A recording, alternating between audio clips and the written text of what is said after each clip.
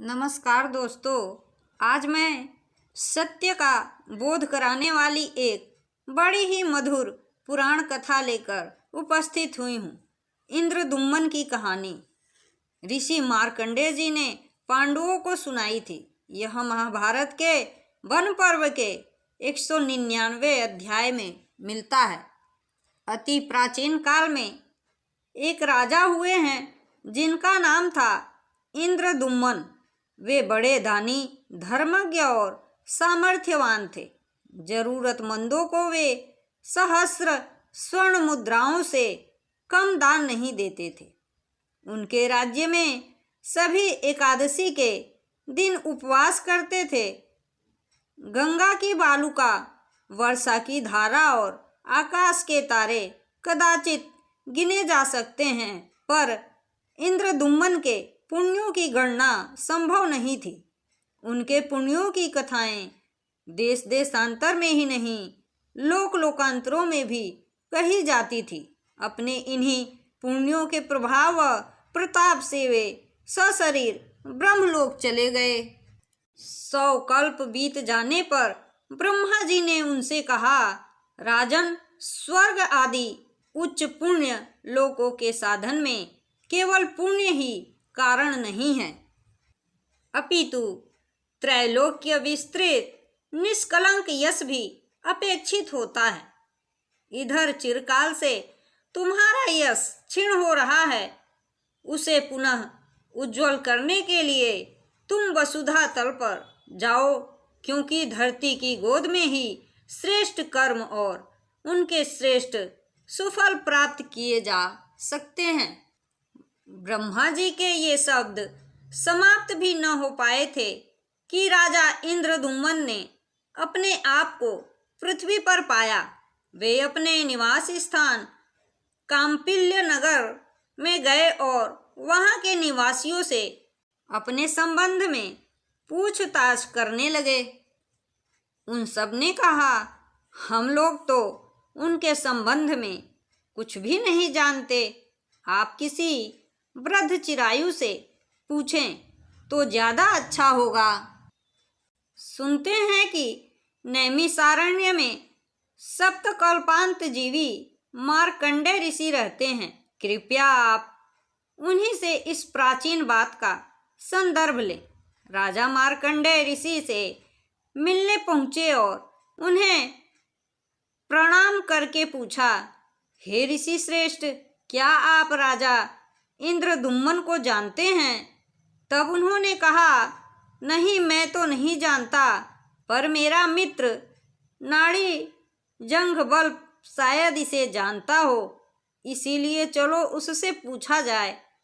बल नाड़ी जंग ने अपनी बड़ी विस्तृत कथा सुनाई और साथ ही अपनी असमर्थता प्रकट करते हुए अपने से भी अति दीर्घायु प्राकार कर्म उलूक के पास चलने की सम्मति दी, लेकिन उसने भी स्वयं को इसमें असमर्थ बताया।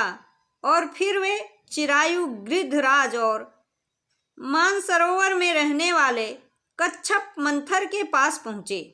मंथर ने इंद्रदुम्मन को देखते ही पहचान लिया और बोला, हे महर्षि मार्कंडेय, आप नाड़ी जंग बल प्राकार कर्म उलूक और चिरायु गृध्र तथा राजा इंद्रदुम्मन के साथ मेरे पास आए हैं। आप सभी को मैं पहचानता हूँ। आप में से यह 5वां राजा इंद्रदुम्मन है। इसे देखकर मुझे भय लगता है, क्योंकि इसी के यज्ञ में मेरी पीठ पृथ्वी की उष्णता से जल गई थी। मंथर कच्छप के मुख से अपनी कीर्ति सुनकर राजा इंद्रदुम्मन की कीर्ति तो प्रतिष्ठित हो गई, पर उन्होंने स्वर्ग आदि उच्च लोकों में जाना ठीक न समझा। पुण्य क्षीण होने से जो क्षीण होते हैं, ऐसे ऊर्ध्वलोक किस काम के, यह सोचकर राजा ने मोक्ष की जिज्ञासा की। मंथर कच्छप ने तब उन्हें महर्षि लोमस के पास जाने के लिए कहा। लोमस के पास पहुंचकर उन्हें प्रणाम आदि करने के पश्चात मंथर ने उनसे निवेदन किया, हे ऋषि श्रेष्ठ, राजा इंद्रदुम्न आपसे कुछ प्रश्न पूछना चाहते हैं। महर्षि लोमस ने मुस्कुराकर अपनी अनुमति प्रदान की। तब इंद्रदुम्न ने कहा, हे महर्षि, मेरा प्रथम प्रश्न तो यह है कि आप कभी कुटिया न बनाकर शीत, आतप तथा वृष्टि से बचने के लिए केवल एक मुट्ठी तृण ही क्यों लिए रहते हैं? मुनि ने कहा, हे राजन, एक दिन मरना अवश्य है, फिर शरीर का निश्चित नाश जानते हुए भी हम घर किसके लिए बनाएं? यौवन, धन तथा जीवन ये सभी चले जाने वाले हैं। ऐसी दशा में दान ही सर्वोत्तम भवन है। इस पर इंद्रदुम्न ने पूछा, हे मुने, यह आयु आपको दान के परिणाम से मिली है अथवा तपस्या के प्रभाव से? मैं यह जानना चाहता हूँ।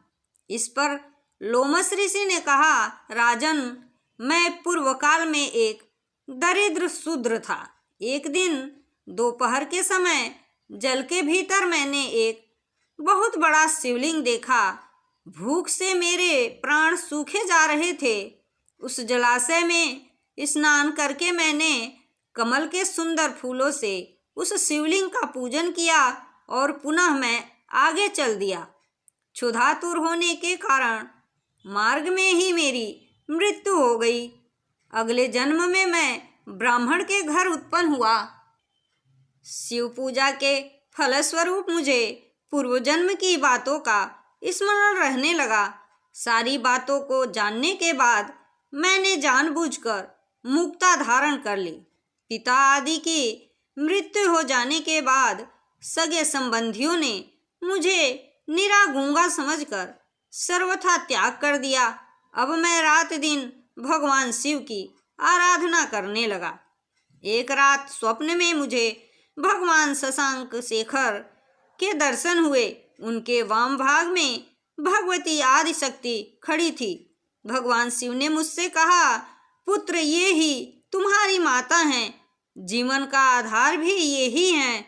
ये ही जीव को बांधती हैं और ये ही मुक्त करती हैं। तुम अपनी इन्हीं माता की आराधना करो। इन्हें तत्व से जानने पर सभी बंधन स्वतः समाप्त हो जाते हैं। भगवान शिव ने स्वयं गुरु रूप में आदिशक्ति के स्वरूप का प्रबोध किया। साथ ही उनकी बताई विधि से मैं आदिशक्ति की आराधना करने लगा। कालक्रम में स्वयं माता ने मुझे सभी बंधनों से मुक्त कर जीवन का तत्वबोध दिया। तब से अहर्निश उनका स्मरण करते हुए आनंद में मग्न रहता हूँ। महर्षि के ये वचन सुनकर राजा इंद्रदुम्न, बलकच्छप, गिद्ध उलूक और मार्कंडेय ऋषि ने भी उनसे भगवती की भक्ति का मार्ग प्राप्त किया। इस भक्ति व तप के प्रभाव से वे जगन माता के परापराणाम परमा स्वरूप को जानकर मुक्त हो सके। माता की स्तुति करते हुए ब्रह्मदेव कहते हैं, हे देवी, पर और अपर सबसे परे रहने वाली परमेश्वरी तुम ही हो। सर्वस्वरूपे देवी, कहीं भी सत असत रूप जो कुछ वस्तुएं हैं वह तुम ही हो।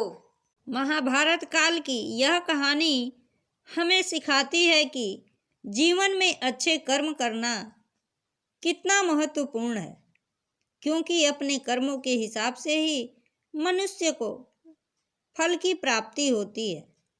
आज के लिए बस इतना ही। धन्यवाद।